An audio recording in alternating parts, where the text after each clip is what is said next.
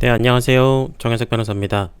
지금 마이크 세팅이 제대로 되어 있는지 모르겠는데 혹시라도 말이 잘 안 들리거나 혹은 화면 상태가 이상하면은 채팅으로 말씀을 해주시면은 제가 수정을 하도록 하겠습니다.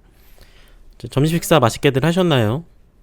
아마 지금 하시는 분들도 계시고 이제 하시고 와서 뭐 잠깐 쉬고 계시는 분들도 계시겠는데 저도 뭐 오전에 재판이 있어가지고 서울중앙지방법원에 재판 갔다가 사무실에 들어와서 식사하고 지금 사무실에 들어왔습니다. 뭐 요즘에 코로나 때문에 식사하고 나서 어디 뭐 소화시킬 만큼 운동을 할 수도 없고 해서 일단 사무실에 들어오기는 했는데 답답하기도 하고 또 뭐 소화도 시킬 겸 또 재판 갔다가 돌아오는 차 안에서 뭐 이런저런 생각을 해봤는데 제 구독자분들에게 조금이라도 전달드리고 싶은 내용이 있어서 기회가 된다면 한번 전달 드리도록 하겠다는 생각에 카메라를 켜봤습니다. 혹시 지금 듣고 계신데 이야기가 잘 안 들리면 채팅 남겨주세요. 예, 제가 수정하도록 하겠습니다. 자, 제 영상 뭐 많이 보신 분들은 아시겠지만 저는 군복무를 육군으로 다녀왔는데 예, 유준성님 안녕하세요. 반갑습니다. 저는 군복무를 육군으로 갔다 왔어요. 2년 2개월짜리였는데 그 제대할 즈음에 군복무 기간이 약간 줄어서 딱 일주일 줄어가지고 2년 2개월에서 일주일 뺀 시간 동안 군 복무를 했습니다. 근데 군 복무가 뭐 다른 일반 보병으로 갔다 온 건 아니었고요. 저는 대학교 다닐 때 학교 오케스트라 동아리에서 악기를 연주를 했었기 때문에 군악대로 갔어요. 군악대로 가서 군 복무 기간 내내 계속해서 이런저런 행사들을 많이 하고 다녔습니다. 행사라는 게 군대 영내 행사도 있지만 대민 행사도 있었거든요. 민간 지원을 나가는 거죠. 민간 지원이라고 해서 뭐 아무데나 다 나가는 거는 아니었고 군 관련 민간 행사 뭐 이를테면은 뭐 제양군인회라든가 아니면은 뭐 6.25 참전 전후회 이런 군 관련 민간 단체들이 있죠.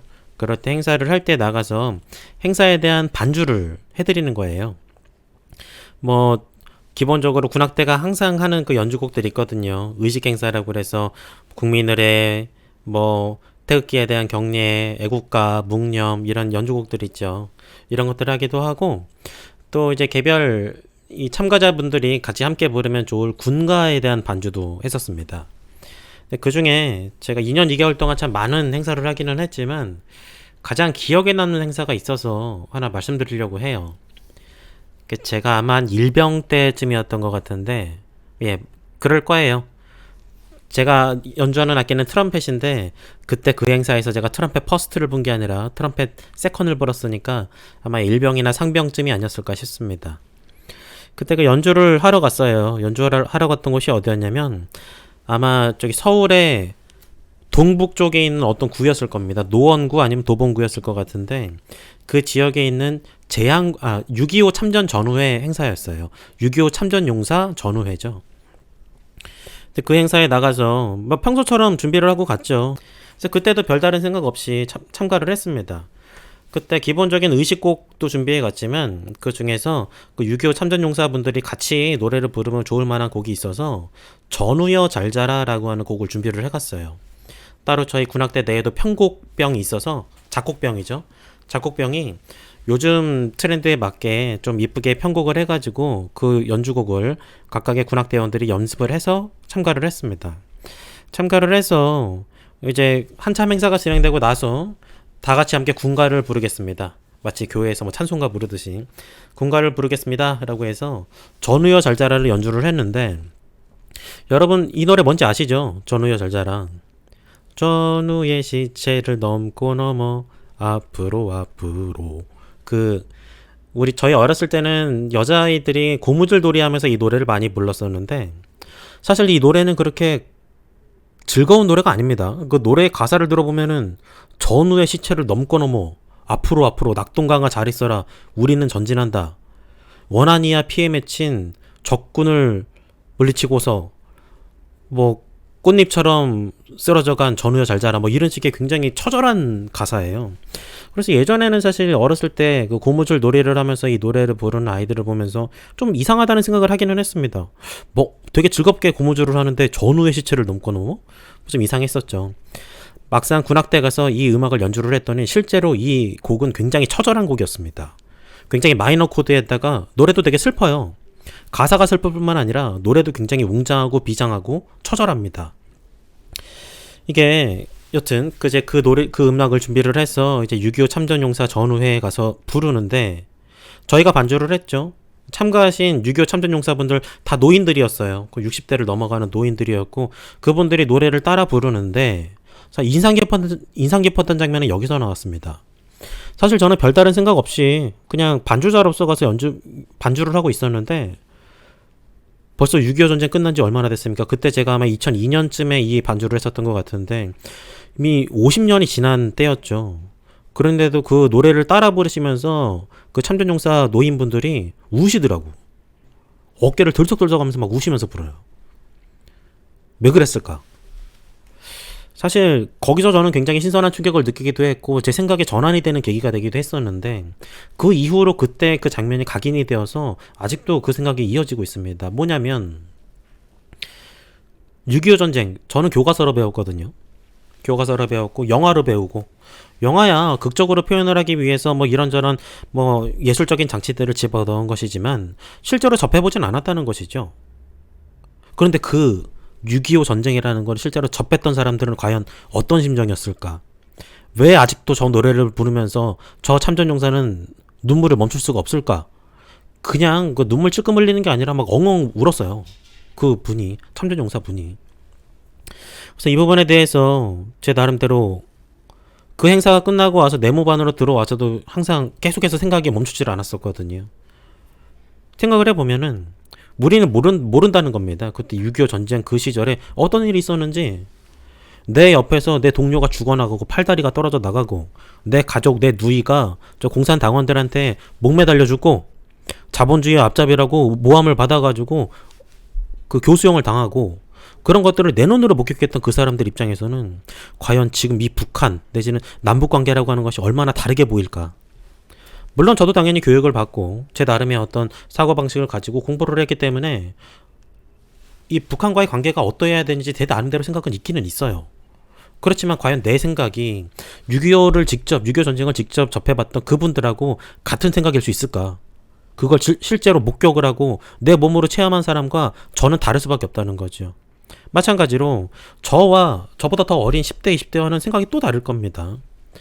우리가 과연 요새 뭐 그런 이야기 하죠. 한참 문재인 정부 들어와서 촛불 시위하고 뭐 서로 간에 계층 간의 갈등, 사상 간의 갈등, 세대 간의 갈등이 극심해졌을 때 젊은이들은 그 흔히 말하는 태극기 부대죠. 광화문 앞에 나가서 이 태극기를 들고 애국을 부르짖으면서 이제 어떤 그 현재 정권의 잘못된 부분 뭐 이런 부분을 지적을 하고 시위를 하는 부분에 대해서 굉장히 부정적으로 바라보는 사람이 많았다는 겁니다. 젊은이들 특히 그랬죠. 태극기 할배 이런 식으로 폄하를 하면서. 근데 과연 그렇게 볼 것인가? 생각을 한번 해보자는 겁니다. 지금 6.25 참전용사 전우회에서 전우회 잘자라를 부르면서 어깨를 들썩이고 울었던 그분이 바라봤을 때 과연 광화문 집회에 과연 안 나갈 수가 있겠는가? 물론 그게 결과적으로 옳은지 아닌지에 대해서는 우리도 생각할 여지는 많이 있습니다. 그러나 그곳에서 그렇게 그렇게 메시지를 부르짖고 목청을 높여가지고 이야기를 하는 사람들의 이야기를 들어볼 필요가 있다는 거예요. 옳든 그러든지 간에 대한민국 민주주의 사회이기 때문에 누구나 다 하고 싶은 말을 할 수 있는 자유가 있는 것이거든요.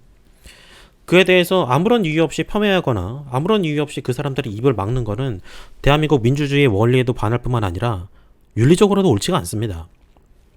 우리는 모두 각자 살아온 환경에 따라서 세상을 바라보기 때문에 제가 다른 이전에 라이브 스트림에서도 한번 이야기를 했었는데 대한민국에 과연 어느 한 가지의 정의라는 거를 이야기할 수 있겠는가?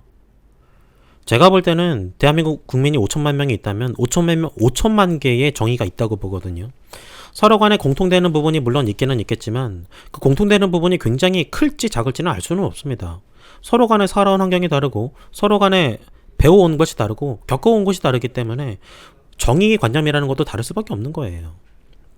그렇다면 지금 과연 대한민국 국민으로서 우리가 서로를 얼마나 이해하고 있는지에 대해서 진지하게 고민을 해볼 필요가 있다고 생각을 합니다. 어찌 보면은 서로가 서로를 지나치게 폄훼하거나 비난하는 건 서로에 대한 이해가 부족하기 때문일 수가 있거든요. 왜 저 사람은 저런 이야기를 할까? 왜 저렇게 자극적인 이야기를 할까? 내가 볼 땐 도저히 이해를 할 수가 없는 그런 이야기를 왜 하고 있을까? 라고 비난할 게 아니라 그 말을 하게 된 그 계기, 그 말을 하게 된 환경과 배경에 대해서 한번 고민해보고 공감해볼 필요가 있다는 거죠. 뭐 어찌 보면 오늘의 메시지는 대한민국의 젊은 층들에게, 청년층들에게 보내는 메시지일 수도 있을 것 같긴 합니다. 그 전쟁이라고 하는 것이 얼마나 처참했을지 생각을 해보죠. 50년대 그때 6.25 전쟁에서 몇 명이 사망했죠? 수십만 명이 사망했습니다. 지금 뭐 우리가 아프가니스탄 전쟁이나 아니면은 뭐 걸프전 이런 것들, 걸프전도 겪어보지 않은 사람들 많겠죠. 뭐 직접 겪었다기보다 뉴스로 본 거지만 뭐 9.11 테러에서 뭐 몇백 명이 죽었다라고 이야기하지만 수십만 명이 죽었던 6.25 전쟁에는 비할 바가 아니에요. 게다가 죽은 사람이 누구죠? 대한민국 국민이었어요. 아무런 이유 없이 죽었던 거죠. 그때 당시에 이제 물론 대한민국의 역사를 들여다보면은 해방 이후에 갑자기 벼락같이 이 신탁 통치가 이루어지면서 서로 간의 사상의 자유가 보장되지 않은 상태에서 남북으로 갈라지기는 했죠. 남쪽에도 공산주의자가 있었고 북한에도 자유주의자가 있었다는 겁니다. 그럼에도 불구하고 갑자기 소련, 소비에트 연방과 미국의 신탁 통치가 이루어지면서 그냥 38선이 갈려버린 거예요. 그러니 당연히 사상의 갈등이 심했을 것이고 이 안에서 여러 가지 내전들이 발생할 수가 있었겠지만 다 떠나서 지금 이 대한민국에서 벌어졌던 그 1950년부터 53년까지 이루어졌던 그 수많은 사상자와 이 전쟁의 그 어떤 처참함을 겪어보지 않은 사람들은 그걸 정확하게 말을 할 수가 없다는 겁니다. 정확하게 분석을 해낼 수가 없는 것이고 그때 그 전쟁을 겪었던 사람들의 심정을 이해를 할 수가 없다는 거예요. 그렇지만 이해를 해보려고 노력은 할 수는 있겠죠. 그런 노력도 전혀 하지 않고서 무조건 상대방을 비난한다거나 무조건 태극기 노인네, 태극기 할배 이런 식으로 이야기하는 건 옳지 않다는 겁니다. 이해하려고 노력을 해봐야 돼요. 서로 간의 생각이 다르고 서로 간의 경험이 다르니까. 또 한 가지, 사실 지금 약간 정치적인 이야기이기는 한데 지금 말씀드린 이제 고령층, 60대 이상의 고령층의 입장에서 봤을 때는 지금 현재 대한민국 청와대에 입성을 해서 대한민국 국정 운영을 하고 있는 사람들에 대한 부정적인 시각이 많은 것으로 저 충분히 인지를 하고 있습니다. 실제로 저는 공감하고 있고요. 그 부분에 대해서. 근데 또 한편으로는 지금 흔히 말하는 86세대죠. 흔히 뭐 운동권이라고도 이야기를 하는 이 86세대에 대해서도 한번 이해를 해볼 필요는 있는 것 같습니다. 6.25 전쟁 통해 혹은 그 혼란했던 시기에 공산당에 의해서 내 누이와 내 가족을 잃었던 사람들이 있는 반면 또 군사정권 시절에 그 과도한 어떤 압박이나 그 정부에 반대되는 의견을 표출하자마자 바로 공산당으로 몰아서 고문을 하거나 감옥에 가두거나 혹은 여러 가지 물리적인 압박을 가했던 그런 과거의 역사에 비추어봤을 때 지금 현재 흔히 말하는 운동권 86세대라고 하는 사람들은 이 보수 정권 내지는 군사 정권과 서로 연결되어 있는 그 모든 사람들에 대해서 굉장히 적대적인 생각을 가지고 있는 사람들일 거라는 추정이 듭니다. 저는 사실 그 세대에도 끼지 않기 때문에 이것도 역시 추정을 할 뿐이에요. 어찌 보면 그 사람들이 지금 대한민국의 어떤 정권을 잡았기 때문에 과거에 본인들이 겪었던 어떤 그 고초에 대한 보복을 하고 있는 것이 아닌가라는 생각이 들 때가 굉장히 많아요. 왜냐면은 누가 보더라도 약간 비합리적이거든요. 지나치게 제재를 한다거나 지나치게 압박을 한다거나 지나치게 비합리적인 방식으로 입법을 한다거나 혹은 비합리적인 내용을 가진 법률을 입법을 한다거나 이런 내용들이 많이 있다 보니 과연 저 사람들이 왜 그러는 것일까? 우리가 막 흔히 뭐 댓글로 말하듯이 뭐 정말 나쁜 인간들이기 때문에 그런 것인가? 아주 도라이기 때문에 미친 사람이기 때문에 저런 법률을 제정하는 것인가? 미친 사람이기 때문에 지금 이런 정책을 만들어내는 것인가? 라고 보기에는 다들 나름대로 생각을 가지고 있는 사람들이고 나름대로 대한민국 구성원으로서 치열하게 살고 있는 사람들인 거거든요. 그런 점에서 봤을 때 뭐 오늘을 제가 드리고 싶은 말씀은 무엇이 옳다 그르다를 말하고자 하는 것은 아닙니다. 서로에 대한 이해가 좀 필요하다. 이해를 하기 위한 노력이 필요하다. 또 그를 위한 정보 수집이 필요하다라는 부분을 말씀드리고 싶어서 오늘 라이브를 킨 것이고요. 그리고 또 한편으로는 지금 청년층들 있죠. 10대와 20대 청년층들. 이제 어르신들은 보통 그런 이야기 하죠. 요즘 어린 애들은 너무 나약해. 너무 나약하고 노력도 하지 않고서 무조건 비관적인 생각만 하고 나태하기만 하고 무언가를 진취적으로 노력을 하려고 하지를 않아 라고 하는 생각을 하시겠지만, 또 한편으로는 지금 이 10대, 20대 청년층들이 어떻게 살아왔는지, 또 지금 어떻게 살아가고 있는지, 그 현재 환경을 들여다보면은 이해를 못할 바도 또 아닙니다. 저도 소년범죄 사건을 처리를 하기 때문에 소년범죄 사건을 처리를 하면서 이 아이들의 이야기를 들여다보면은 세상을 바라보는 시각이 저희 기성세대하고는 굉장히 다르다는 게 느껴집니다. 뭐냐면 전반적으로 굉장히 비관적이에요. 비관적이고 내가 어떻게 나아가야 할지 비전을 찾지 못하는 경우가 많습니다. 굉장히 혼란스러운 거죠.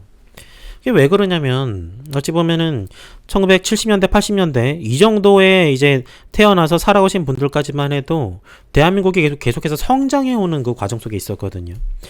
나라가 성장하는 게 개인하고 무슨 관계가 있냐라고 볼지 모르겠지만 실제로 많은 관계가 있죠.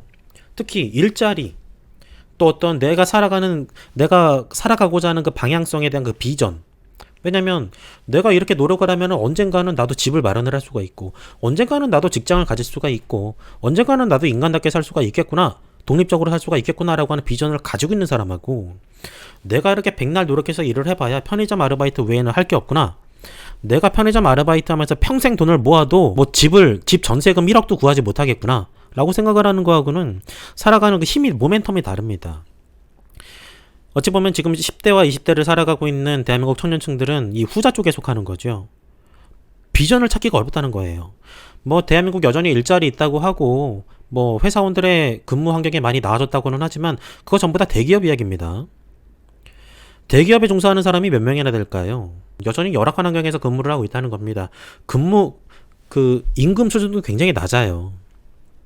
한 달에 250만 원 번다고 해보죠. 서울에서 250만 원 벌어가지고 지금 당연히 집이 없겠죠. 월세 내야겠죠. 보증금도 없어요. 보증금도 뭐 부모님이 돈 많으신 분이어가지고 대주면 모르겠지만 자기 돈으로 자기 힘으로 자수성가하려면은 사회 초창기에는 당연히 보증금도 없겠죠. 월세 내야 돼요. 소액의 보증금 플러스 월세를 많이 내겠죠. 월세 서울에서 내고 살려면은 원룸에서 최소한 60에서 80만 원은 내야 됩니다. 그거 내고 밥은 안 사 먹나요? 밥 먹고 뭐하고 교통비 내고 하면은 한 달에 정말 거지같이 살면서 모아도 50만 원 모으기 어려워요. 그 50만 원 1년 모으면 얼마입니까? 12개월이니까 600만 원이죠. 600만 원씩 10년을 모으면 6천만 원이에요. 정말 배 골아가면서 살아도 10년을 일을 해도 6천만 원 겨우 모은다는 겁니다. 6천만 원으로 지금 뭐 할 수 있나요? 서울에 있는 집 어디 뭐 원룸이라도 구할 수 있나요? 전세금도 못 내요. 오늘도 제가 방금 방송 키기 전에 네이버 부동산 켜보니까 마포에 있는 아파트 전세값이 10억이더랍니다. 별로 큰 아파트도 아닌데. 자, 전세금 10억. 여러분 벌 수 있습니까 그거? 기성세대도 벌기 어려운 돈을 지금 열악한 근무 환경 속에서 살아가고 있는 10대, 20대들한테 야, 너네도 열심히 일하면은 저 집에 살 수 있어. 저 집은 아니라고 하더라도 저 집에 비슷한 집에라도 살 수 있어. 라고 이야기할 수 있나요 지금? 안 됩니다. 불가능한 이야기예요. 그렇기 때문에 젊은이들이 선택을 하는 거는 지금 내가 가지고 있는 푼돈이라도 어디다가 투자를 해서 돈을 굴려야겠다. 이렇게 아르바이트해서 백날 벌어봐야 내가 내 몸 누일 곳 하나 구하기가 어렵다 라고 생각을 하기 때문에 결국 선택지는 내가 가진 소액으로 뭔가를 투자를 해서 돈을 벌어내는 방법을 찾을 수밖에 없다는 거예요. 그게 비트코인이라는 겁니다. 비트코인이고 주식이라는 거예요. 근데 지금 언론에서 뭐라고 그럽니까? 비트코인 사는 사람들 바보다, 이상한 사람이다라고 이야기를 하고 젊은이들이 너무 일확천금을 뭐 기대한다 라는 식으로 비난만 한단 말입니다. 뭐 동학개미라느니 뭐 이런 식으로 언론에서는 그냥 조롱하기나 바쁘지, 이 사람들이 왜 그런 선택을 했는지에 대해서 진지하게 대화를 나눠보고 진지하게 이해를 하려고 하지 않아요. 잘못된 거죠. 기성세대가 나름대로 고민이 있듯이 청년층들도 나름대로 고민이 있고, 기성세대가 처절하게 살아갔듯이 대한민국의 청년층들도 굉장히 처절하게 살아가고 있습니다. 제가 바라본 바로는 그래요. 제가 겪어본, 만나본 사람들도 다 그렇고요. 다 열심히 살고 있는 사람들이에요. 누구 하나 비난할 수 있는 사람은 없습니다. 누구 하나 나태하다고 함부로 폄훼할 수 있는 사람 없다는 거예요. 대한민국 얼마나 치열합니까? 어찌 보면은 지금 대한민국에서 살아남고 있는 모든 사람들이 다 승자예요. 다 위너입니다. 그렇기 때문에 글로벌 헬스케어에서 강연 들으셨어요? 예, 반갑습니다. 찾아와 주셔서 감사하고요. 오늘은 뭐 아주 전문적인 법률적인 이야기는 아니고 그냥 살아가는 이야기에 대해서 좀 해보려고 하는 거예요. 식사하시고 나서 좀 지금 배도 부르시고 졸리시고 일도 손에 잘 안 잡히시잖아요. 뭐 저도 좀 그렇기도 하고. 그래서 여러분들하고 이야기를 나눠보려고 하는 거니까 그냥 가볍게 들어보십시오. 요즘에 저는 그런 부분에 대해서 고민이 좀 많아요. 제 개인적인 법률 사무 처리하는 부분에 대해서도 당연히 집중을 하고 고민을 하고 있지만 요새 워낙에 좀 TV에서 이런 사회적인 이슈나 정치적인 이슈에 대해서 많이 다루다 보니까 저도 자연스럽게 관심을 가지게 되고 또 아무래도 변호사라는 업무 자체가 항상 누군가 다툼이 있는 사람, 분쟁이 있는 사람, 또 뭔가 힘들어하고 있는 사람들을 대하다 보니까 고민들을 많이 듣게 되고 고민들을 많이 듣게 되다 보니까 그 고민의 해결책은 무엇일까를 또 저도 스스로 고민을 하게 되거든요. 그러다 보니까 자꾸 이런 식의 이야기가 머릿속에 맴도네요. 그렇지만 사실 쉽게 말할 수 없는 이유는 저도 해결책은 잘 모르기 때문이에요. 정치인들 나와서 막 그렇죠. 굉장히 쉽게 이야기하죠. 야, 지금 이런 문제가 있으니까 이건 이렇게 하면 돼. 이렇게 하면 다 해결돼. 만사형통이야. 그럴까요, 과연? 그렇게 쉬었으면은 대한민국 이미 유토피아가 됐겠죠? 문제가 뭔지를 알고 문제에 대해서 그렇게 쉽게 솔루션을 낼 수가 있으면 얼마나 좋겠습니까? 대한민국에 5천만 명의 국민이 있고 5천만 명이 다 서로 다른 이해관계를 가지고 있기 때문에 어느 하나의 솔루션이 모두를 만족시킬 수는 없어요. 완벽한 솔루션이라는 건 없다는 겁니다. 서로 간에 적절한 밸런스를 유지를 해가면서 많은 사람이 다치지 않게 만약에 서로 간에 공감대가 형성이 된 컨센서스가 형성이 된 어떤 사회적인 방향성이 있다고 한다면 그 방향으로 가기는 가되 최대한 내지는 그 최소한으로 피해를 최소한으로 시키고 상처받는 사람이 최소한이 되게 나름대로 점진적으로 진행을 하는 게 맞다고 생각해요. 뭐 이제 과연 보수주의가 무엇이냐라고 이야기를 했을 때 사회 변동 속도를 너무 급진적으로 하지 않고 점진적으로 발전하는 그런 사회적인 방향성을 바라는 사람을 보수주의자라고 한다면 저는 보수주의자인 것 같아요. 근데 뭐 물론 사람마다 생각하는 보수주의가 뭔지에 대해서 굉장히 다 다르죠. 그래서 함부로 제가 나는 보수다라고 말을 못하긴 하겠지만 사회 변동 속도는 컨트롤이 되어야 된다고 생각을 합니다. 급진적으로 사회 환경을 바꾸게 되면은 분명히 누군가 상처를 받고 누군가가 예상치 못한 피해를 입게 돼요. 제도도 제도지만 그 제도를 공감할 수 있는 시간적 여유도 필요한 거니까. 왜냐면 제도가 바뀌면 뭐해? 제도를 따르고자 하는 의지가 없는데. 그러면은 바뀐 제도가 적절하게 운영이 안 되겠죠.